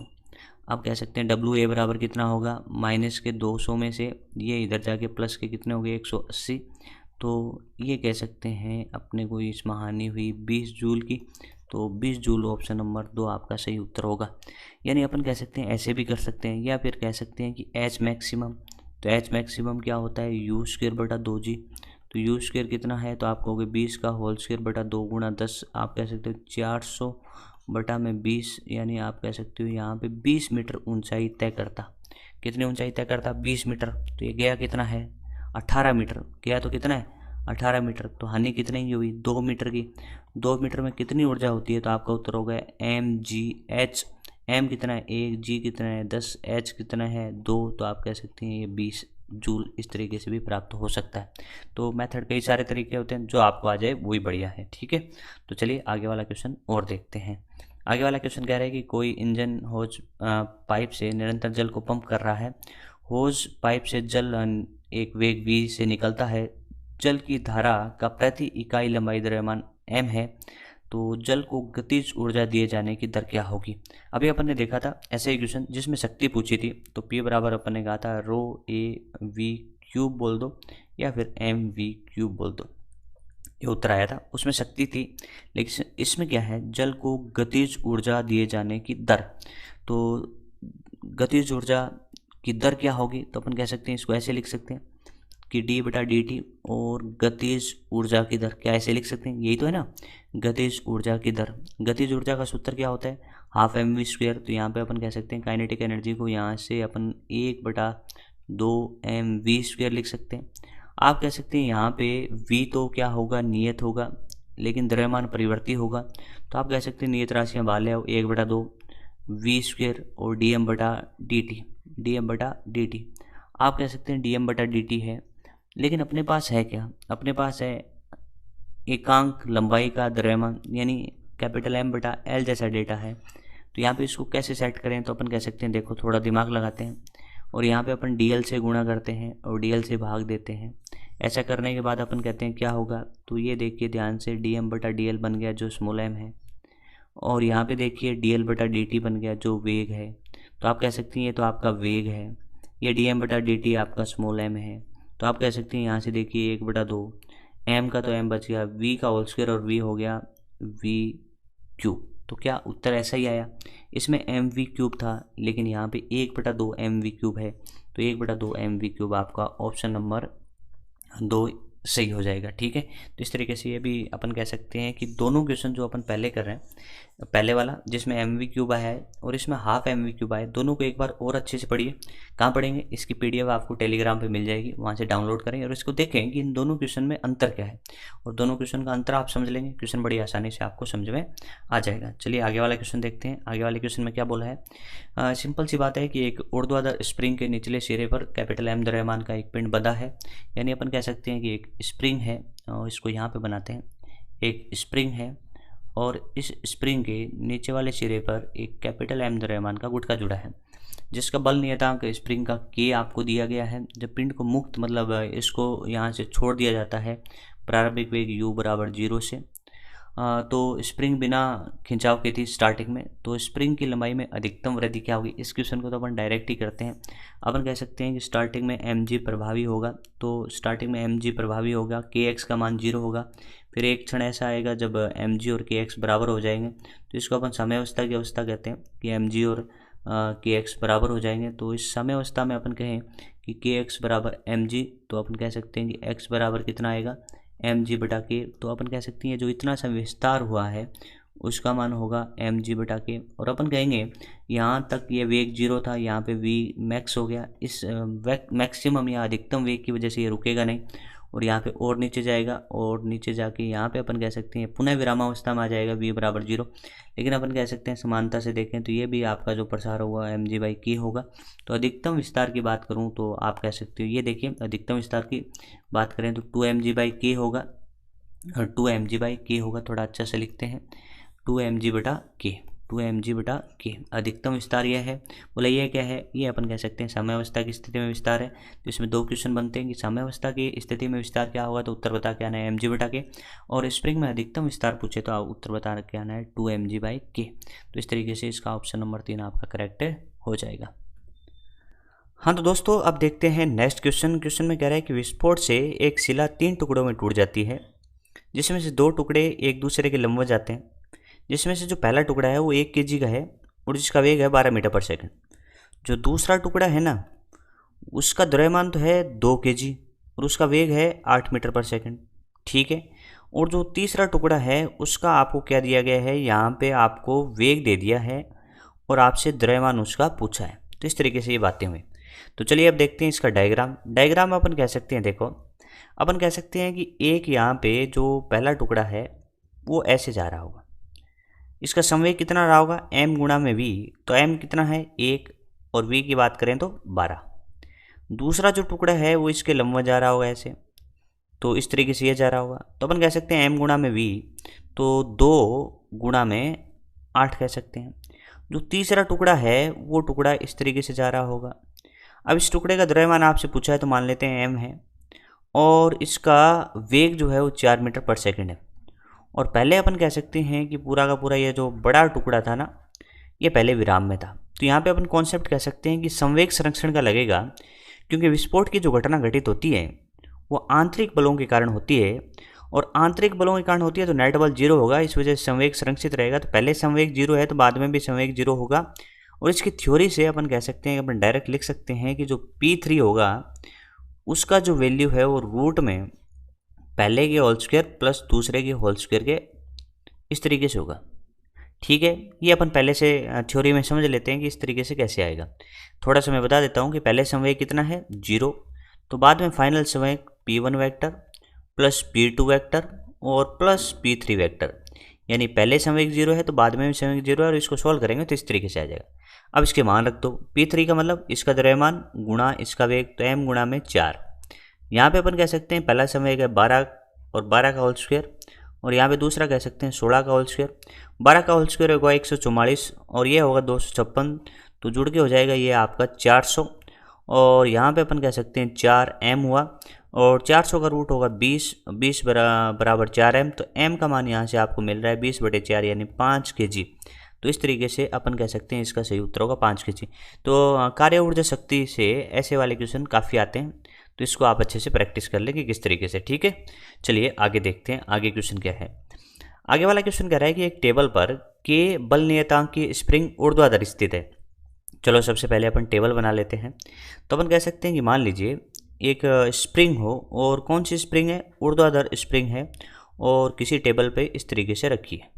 ठीक है भाई, एक स्मॉल एम द्रव्यमान की बॉल है, स्प्रिंग के ऊपरी सिरे से, स्प्रिंग का ये वाला सिरा है, इसके ऊपरी सिरे से h ऊंचाई से ऊर्ध्वाधर नीचे स्प्रिंग पर गिरती है, यानी अपन कह सकते हैं एक बॉल है और ये जो ऊंचाई की बात कर रहा है उस ऊंचाई का मान h है और यहाँ से गिरती है मतलब u बराबर 0 है। तब ये गिरेगी और अपन कह सकते हैं कि इससे गिरती गिरती इससे टकराएगी किसी वेग से, फिर इसमें संपीड़न होगा और संपीड़न बोला है कि d दूरी तक होता है। तो इस प्रक्रिया में किया गया कुल कार्य क्या होगा। अपन संपीड़न की अवस्था में इस स्प्रिंग का डायग्राम बनाएं, उसको भी देख लेते हैं। अपन कह सकते हैं कि संपीड़ित हो गए, स्प्रिंग पहुंच गई होगी यहाँ तक, तो संपीड़न के बाद में स्प्रिंग यहाँ तक पहुंची और जब संपीड़न हुआ, अधिकतम संपीड़न की केस में ये जो बॉल थी वो यहाँ पे आके इसका अंतिम वेग कितना हो गया 0 हो गया और ये जो संपीड़न है वो कितना है d है। ठीक है, ये सिचुएशन है। अपने से पूछा है कि इस प्रक्रिया में किया गया कार्य कितना होगा। तो अपन कह सकते हैं कि यहाँ पे जो 2 बल लग रहे हैं, एक आपका गुरुत्वाकर्षण बल है वो कार्य करेगा और एक आपका स्प्रिंग बल है वो कार्य करेगा।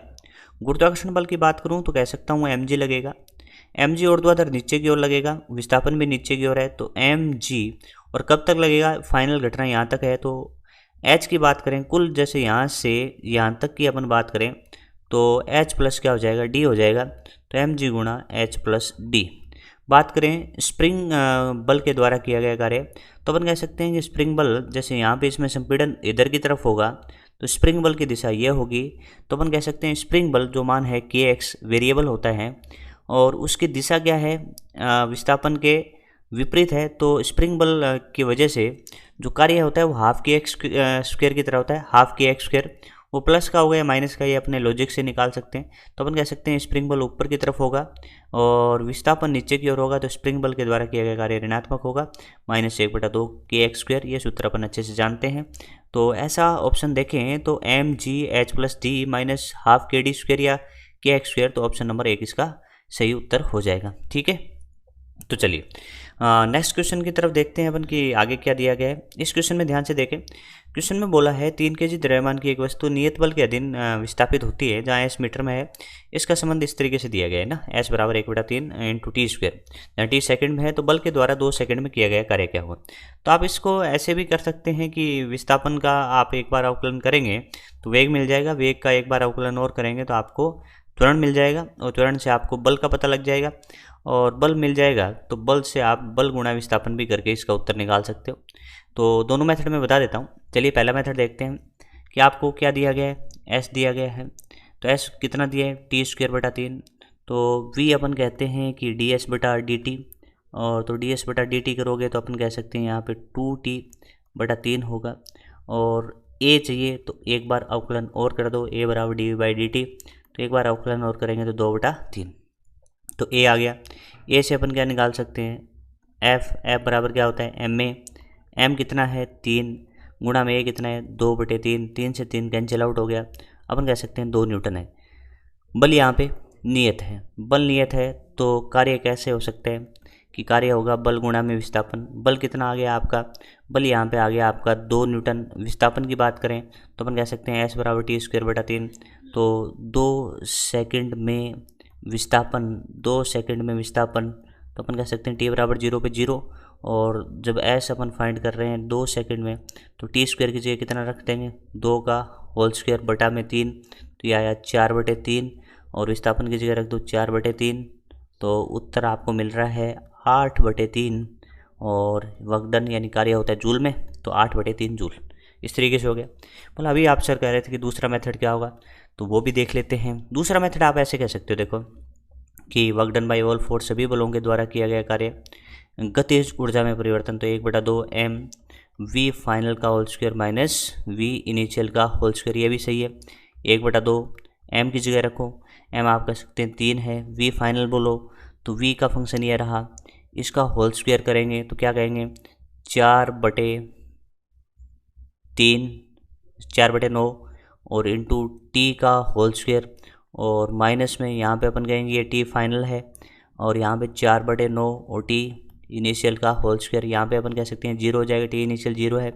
यहाँ पे अपन क्या रखेंगे, टी की जगह 2 रखेंगे, 2 का होल स्क्वायर फिर 4 हो जाएगा। तो यहाँ से अपन इसको सोल्व कर लेते हैं, यहाँ पे 3/2 आ गया, और यहाँ पे अपन कहें कि 2 का होल स्क्वायर 4 इंटू 4 16/9, जब इसको सोल्व करेंगे अपन तो ये कह सकते हैं 8 हो गया, और ये नीचे 3 हो गया, तो ये उत्तर वापस 8/3 आ गया। ये मेथड कब काम का होगा, जब आपका बल नियत नहीं होगा।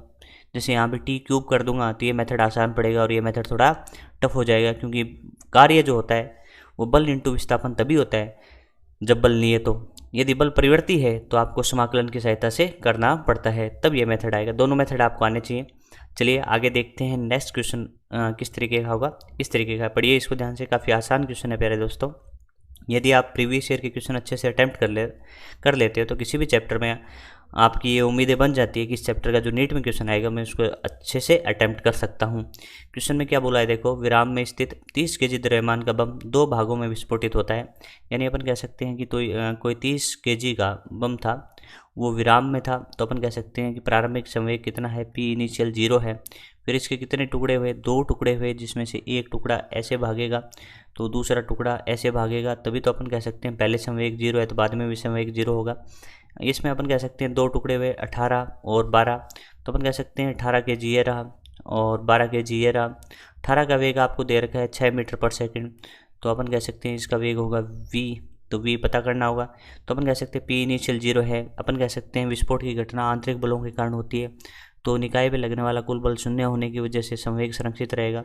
तो संवेग संरक्षण से p इनिशियल बराबर कह सकते हैं p फाइनल दोस्तों, और ये सदिश रूप में लिख सकते हैं। p इनिशियल 0 है, p फाइनल की बात करूं तो 18 गुणा में 6, ये आपका धनात्मक होगा क्योंकि m इंटू वी संवेग होता है 18 गुणा 6। यहाँ पे मैं कह सकती हूँ ये दिशा नेगेटिव है तो संवेग एक सदिश राशि होने से माइनस लगाएंगे, और अपन कह सकते हैं m का मान 12 और वेग v। तो इस तरीके से अपन यहाँ से सोल्व करें तो v का मान आपको कितना प्राप्त होगा, 18 गुणा 6 बटा में आप कह सकते हैं 12, तो आप कह सकते हैं इसका उत्तर आपको मिला 9 मीटर पर सेकंड। क्या आपको वेग पूछा था? नहीं, आपको पूछा था दूसरे द्रव्यमान की गतिज ऊर्जा क्या होगी, तो work done by work done क्या, गतिज ऊर्जा चाहिए, वर्क डन नहीं चाहिए, गतिज ऊर्जा यानी काइनेटिक एनर्जी। तो बताइए काइनेटिक एनर्जी का सूत्र क्या होगा, तो काइनेटिक एनर्जी होती है हाफ एम वी स्क्वेयर, तो 1/2 एम वी स्क्वेयर, 1/2 का 1/2 एम बोलो कितना होगा, तो एम भाई दूसरा कौन सा द्रव्यमान है, 12 इंटू ये 9 का होल स्क्वेयर, तो यहाँ पे कह सकते हो 6 गुणा में 81, और 6 गुणा 81 करोगे तो यहाँ पे 6, 8 इंटू 6 48, तो आपका ये 486 जूल, यानी ऑप्शन नंबर 2 इसका सही उत्तर हो जाएगा। तो इस तरीके से ये काफ़ी आसान था, क्योंकि इससे अच्छे क्वेश्चन तो अपन 3 द्रव्यमान वाले कर चुके हैं। 3 वालों में अलग कॉन्सेप्ट होता है और 2 वालों में अलग कॉन्सेप्ट होता है। ये क्वेश्चन आप अच्छे से करते हो तो ये चीज़ें आपको बड़ी आसानी से समझ में आ जाएगी। चलिए आगे वाले क्वेश्चन और देख लेते हैं। ऐसा क्वेश्चन अपन पहले भी कर चुके हैं, क्योंकि बहुत आसान है। एक वस्तु पर जो बल है वो दूरी के साथ आपको दिखाया गया है, जहाँ पे बल न्यूटन में है और जो दूरी है वो मीटर में है। तो आपको बताना है कि 0 से लेकर 6 मीटर तक बल के द्वारा किया जाने वाला कार्य क्या होगा। तो अपन कह सकते हैं कि जब कार्य की गणना करें और जब बल और विस्थापन का ग्राफ दिया हो तो उसका क्षेत्रफल एफ एक्स वक्र का क्षेत्रफल आपको पता करना है। क्षेत्रफल मिलते ही आपका उत्तर आ जाएगा। क्षेत्रफल की बात करें तो अपन कह सकते हैं यहाँ पे ग्राफ है, आपको दिखाई नहीं दे रहा है, तो यहाँ पे बल 0 है, तो कह सकते हैं ग्राफ अपना इतनी ही दूर है। तो 1/2 त्रिभुज का आधार कितना होगा, तो आप कहोगे 3 से अपन 6 गए तो 3 ही चले, और यहाँ पे अपन कह सकते हैं ऊंचाई भी 3 है, तो 9/2 है, और 9/2 को अपन 4.5 जूल लिख सकते हैं। तो ऐसा ऑप्शन अपने को दिया है ऑप्शन नंबर 4। तो ये काफ़ी आसान है, ऐसे क्वेश्चन अपन ने पहले भी कर दिया है, तो कोई इसमें प्रॉब्लम नहीं है। तो आगे बढ़ते हैं नेक्स्ट क्वेश्चन में। नेक्स्ट क्वेश्चन में क्या दिया देखिए, m1 तथा m2 द्रव्यमान के दो कणों के वेग क्रमश v1 तथा v2 हैं, दोनों के संवेग बराबर हैं, यानी अपन कह सकते हैं p क्या है, सेम है या समान है, p समान है। तो गतिज ऊर्जाएं आपको बतानी है कि E1 तथा E2 है। यदि m1 ग्रेटर देन m2 है तो काइनेटिक एनर्जी के बहुत सारे फॉर्मूले यानी 3 फॉर्मूले, हाफ एम वी स्क्वेयर, दूसरा फॉर्मूला p²/2m, तीसरा फॉर्मूला pv/2। आप वो फॉर्मूला लगाएंगे जिसमें द्रव्यमान और संवेग की बात हो, तो ये वाला फॉर्मूला सबसे बेस्ट फॉर्मूला इसके लिए रहेगा। तो काइनेटिक एनर्जी बराबर में क्या होगा दोस्तों, p²/2m।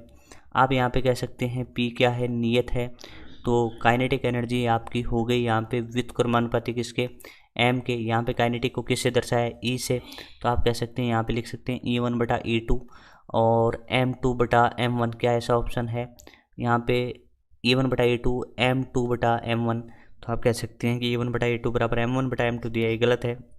आप कह सकते हैं जिसका द्रव्यमान ज़्यादा उसकी काइनेटिक एनर्जी क्या होगी, कम होगी। तो आप कह सकते हैं कि इसका उल्टा संबंध आएगा, तो E1 कम होगा, E2 ज़्यादा होगा। तो आप कह सकते हैं कि ऑप्शन नंबर 2 इसका सही उत्तर हो जाएगा। तो ये भी काफ़ी आसान क्वेश्चन है, क्योंकि सीधा सा आपको ये पता करना है कि इन 3 में से कौन सा सूत्र आपको लगाना है। चलिए नेक्स्ट क्वेश्चन की तरफ बढ़ते हैं, और ये अपना इस कार्य ऊर्जा शक्ति का लास्ट क्वेश्चन होगा। इसमें बोला है 2 kg तथा 4 kg की दो बॉलों को एक ही समय पर 60 फीट की ऊंची इमारत के साथ छोड़ा गया है। पृथ्वी की ओर 30 फुट गिरने पर इसकी गतिज ऊर्जाओं का अनुपात क्या होगा। तो अपन कह सकते हैं गतिज ऊर्जा की बात करें, काइनेटिक एनर्जी बराबर में हाफ एम वी स्क्वेयर। तो अपने को बात किसकी करनी है, 1/2 एम वी स्क्वेयर। यहाँ पे एम तो अपने को कह रहा है 2 kg और 4 kg है। वी अपन कहेंगे कोई भी वस्तु है, जैसे ये वाली कोई भी वस्तु है, ये कोई एक मीनार है या इमारत है, इस इमारत के यहाँ से अपन गिराते हैं तो थोड़ी देर ऐसे गिरती गई यहाँ तक इतना नीचे गिर गई, और यहाँ पे आपसे वेग पूछे और इसको छोड़ा गया है तो u बराबर 0। तो यहाँ पे वेग अपन जानते हैं √2gh होगा। तो √2gh में अपन कह सकते हैं 2g सेम है, 2g दोनों के लिए सेम है, h भी दोनों के लिए 30 फुट है। तो अपन कह सकते हैं √2gh में सारे की सारी चीज़ें सेम है, तो v भी क्या होगा, सेम होगा। तो इस वजह से अपन यहाँ पे कह सकते हैं v क्या होगा, नियत मान सकते हैं, बराबर मान सकते हैं दोनों में। तो काइनेटिक एनर्जी का जो संबंध होगा वो m के साथ इस तरीके से होगा। तो काइनेटिक 1 में काइनेटिक 2 और m1 में m2। तो m1 आपका दिया है 2 kg और m2 दिया है 4 kg, तो उत्तर आ गया 1/2। तो इस तरीके से अपन कह सकते हैं कि 1/2 यानी ऑप्शन नंबर 4 इसका सही होगा। तो इस तरीके से अपन ने यहाँ पे देखे 29 क्वेश्चन देख लिए, जो कि 2022 से लेके 2000 अपन ने 4 तक के क्वेश्चन कर लिए।